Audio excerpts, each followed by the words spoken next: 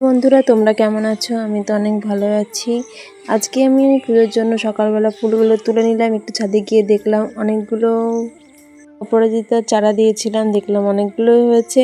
এরপরে রান্নাটা করে নিলাম, রান্না করে এখন চলে যাব। এখন নার্সিংহোমে দেখছিলাম যে অনেক বৃষ্টি পড়ছে, বাইরে ওয়েদারটা এমনই খারাপ ছিল, অনেক বৃষ্টি পড়ছিল, আমার অন্ধকার হয়েছিল, ভাবছিলাম আজকে যাব কি না।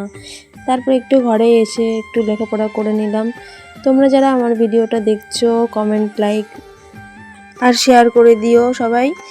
আজকে আমি ডিউটিতে চলে গেছিলাম, সন্ধ্যায় ফিরে দেখি আমার একটা প্রোডাক্ট অর্ডার দিয়েছিলাম সেটা এসছে। এটা একটা লেবু গাছ, ছোট যে লেবু গাছগুলো হয় সেটা অর্ডার দিয়েছিলাম, সেটা এসছে। আমার ছেলে বলছে মা খুলি এখন।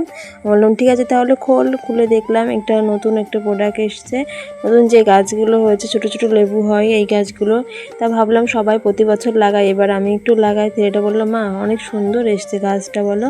বললাম হ্যাঁ। বাই বন্ধুরা, তোমরা ভালো থেকো, সুস্থ থেকো।